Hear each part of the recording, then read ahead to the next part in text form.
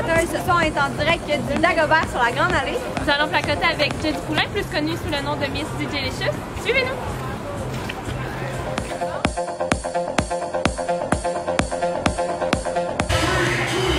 Sushi! En chien. Je conduis vite. Généreuse. Patiente. Denmas. Tout ce que Denmas encore. Vin. Vin. Ah, noir. Café. Ah, je lavais la vaisselle dans un restaurant. Partout.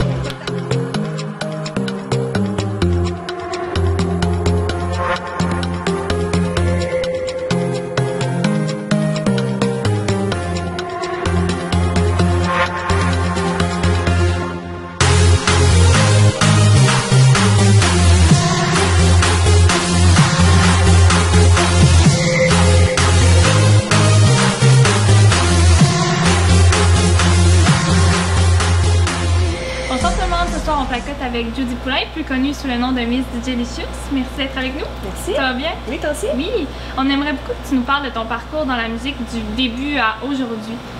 Du début à aujourd'hui, ben, ça fait déjà 9 ans que je mixe cette année. Fait que ça me rajeunit pas, mais oui. T'as quel âge?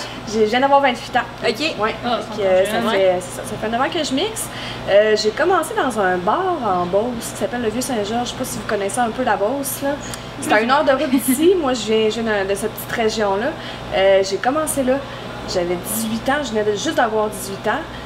Puis, ben, c'est ça, je me suis fait des contacts tranquillement, pas vite. Je suis déménagée à Québec pour les études. Puis, quand je suis arrivée à Québec, ben, regarde, j'ai foncé. Je suis allée me présenter dans un bar, j'ai serré des mains, j'ai rencontré des gens.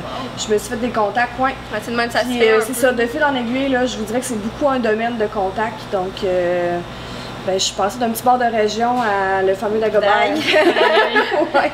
Qu'est-ce qui t'a donné la piqûre pour ton rêve? Là? Je vais m'en aller en musique. Ça a commencé quand? Ben, j'ai toujours été l'espèce de personne là, au secondaire qui fait des CD, qui grave des CD à tout le monde. C'est tout le temps moi qui avait tout le temps les dernières nouveautés, autant dans le hip-hop que dans n'importe quoi. Là. Les nouveautés musicales, c'était moi qui les avais. Je faisais beaucoup de recherches. Fait que tout le monde me demandait de faire des CD. J'étais dans la radio étudiante au cégep aussi. Fait que j'ai toujours été dans le monde de la musique un peu. Puis quand j'ai commencé un peu à toucher à des tables de mixage, puis tout, ce qui m'a vraiment donné la piqûre, je pense que c'est quand j'étais arrivée dans des bonnes soirées, qu'il y avait beaucoup de monde, vraiment l'ambiance, l'énergie que le monde te donne. C'est motivant. Exactement, ouais, c'est vraiment... C'est quoi qui t'a amené aux tables de mixage? Il n'y en a pas nécessairement partout? C'était non, dans quel contexte? Ben moi, j'avais un de mes amis qui était DJ avant, puis il touchait beaucoup à ça.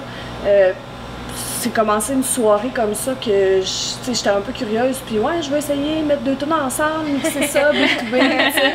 Fait que, ben, ça a commencé comme ça, aussi banal que ça, puis je me suis acheté des tables par après, je me suis fait un beau petit kit dans ce temps-là, c'était pas la même affaire qu'on a aujourd'hui, la technologie a évolué, mais je me suis fait un petit kit chez nous, puis je me pratiquais souvent, puis ben, c'est ça.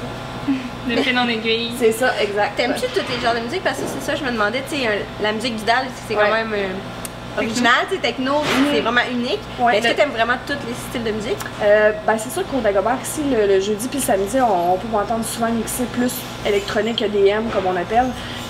Mais quand j'ai commencé à mixer du hip-hop.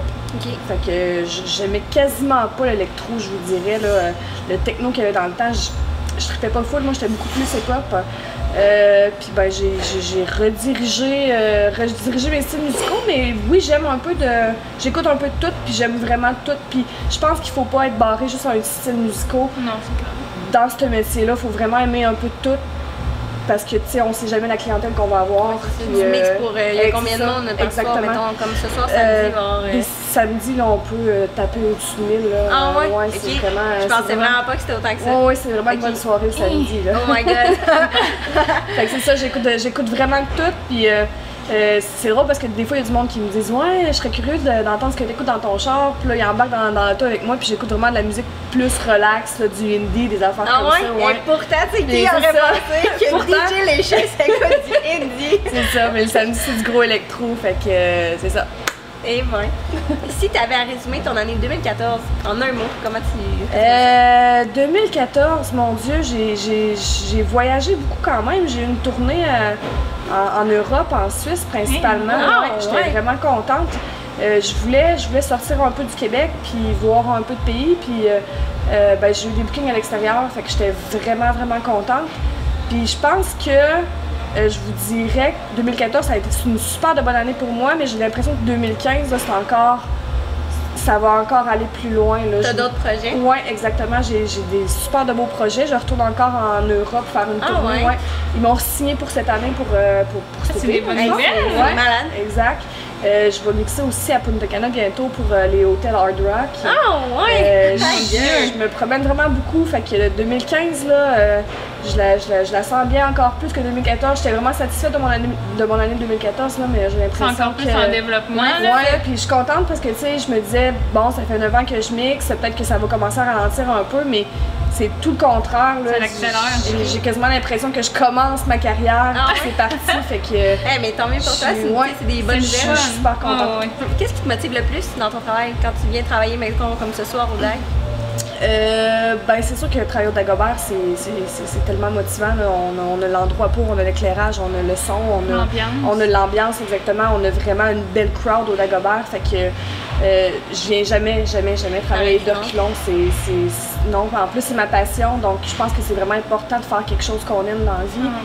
Moi, j'en mange la musique, puis qu'est-ce qui est motivant, c'est de voir le monde triper avec toi.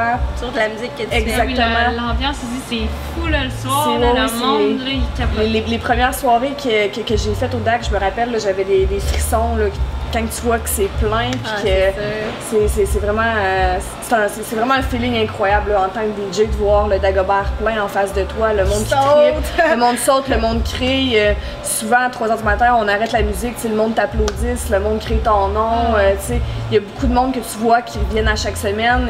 Il y a un petit fan club qui se crée à quelque part, fait que c'est toujours, c'est toujours motivant de rentrer travailler ici. T'es connue comme étant une des premières DJ à diffuser des vidéos, des MP4 pendant que tu mixes. Oui. Peux-tu nous dire un peu comment ça t'est venu à l'idée? J'ai commencé ça, je vous dirais, ça fait 3-4 ans environ. Avant, on téléchargeait juste les MP3. À cette heure, avec la technologie, c'est rendu que des MP4. Il y a certains sites qui offrent la version MP3, mais avec le vidéo.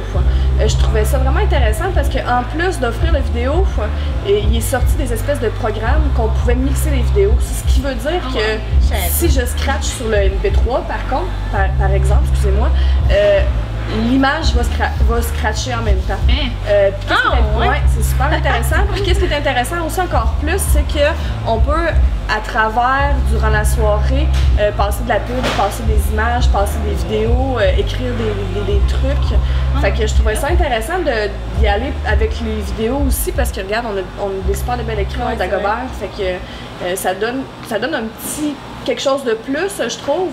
Puis je trouvais qu'il y a aussi des gens qui sortent au bar, mais pas nécessairement pour danser. Fait que je trouve ça intéressant encore une fois que, tu sais, s'ils veulent juste à côté au bar regarder les vidéos, ça rajoute un petit quelque chose. En même temps, on peut faire de la promo, puis... On profite de l'ambiance quand même. Ouais, exactement.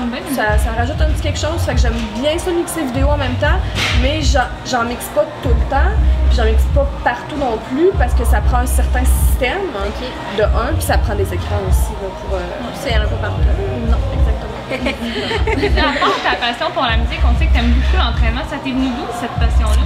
Ouais, c'est un peu je vous dirais que c'est quasiment égal les deux passions. Là. Je pourrais pas en placer une plus haute que l'autre. Je m'entraîne beaucoup. Ça a commencé avec une petite perte de poids, une bonne perte de poids. J'ai perdu un bon 40 livres. Ah ouais? J'ai perdu un bon 40 livres. Puis je m'entraînais juste pour perdre du poids au début. Puis un coup que j'ai comme perdu tout le poids que je voulais perdre puis que mon but était atteint, je trouvais qu'il me manquait peut-être il me manquait d'un objectif. J'avais envie de pousser plus loin encore. Puis tu sais, je suis une fille fonceuse dans la vie, fait que là je trouvais comme ça plate, j'étais comme tu sais, je m'entraîne, ok, mais je voudrais pousser plus loin. Fait que j'ai décidé de commencer à faire la compétition. Fait que là je suis rendue que je fais du bikini fitness qu'on appelle. J'ai ma deuxième compétition bientôt, puis c'est ça, l'entraînement pour moi, c'est rendu une drogue. Je suis 6 jours semaine au gym, je m'entraîne tout le temps, je mange bien. Puis ton alimentation, tu as des choses spéciales? Oui, je suis tout le temps une diète quand même assez stricte, je vous dirais, mais tu sais, j'appelle ça une diète, mais pour moi c'est juste d'avoir des saines habitudes alimentaires, juste bien manger, puis faire attention, puis c'est ça. C'est rendu dans ma routine, fait que pour moi, c'est même pas une diète, là, c'est rendu habituel. C'est sûr que comme là, présentement, quand on arrive proche d'une compétition, c'est un peu plus strict, c'est un petit peu plus dur, mais j'aime le challenge, puis... c'est pas comment je peux dire ça, un fardeau, tu sais? Non, du tout. De toute façon, c'est une habitude. C'est ça, c'est une habitude. C'est sûr que là, je fais les deux, je travaille de nuit, je m'entraîne de jour. Je vous mentirais de vous dire que c'est toujours facile. Il y a des matins que je me lève, je suis un peu plus fatiguée. Exactement, je suis un peu plus fatiguée. Je me suis couchée à 3-4 heures du matin. C'est pas toujours facile, mais comme je vous dis, je suis une fille de défi, puis je le fais, puis je fonce tout le temps, puis c'est ça. J'aime beaucoup ça m'entraîner. Oui, vraiment. Voilà, c'est terminé. On a d'autres questions, mais merci à toi, c'est super le fun. C'est vraiment intéressant de faire l'extrême ce que tu fais. Ouais, ben on va rester un peu, hein, puis on va filmer ça, vous allez pas voir ça. Donc bonne chance dans tous tes prochains projets. Puis si on va à Punta Cana, on va voir un voyage dans le sud. Ben merci.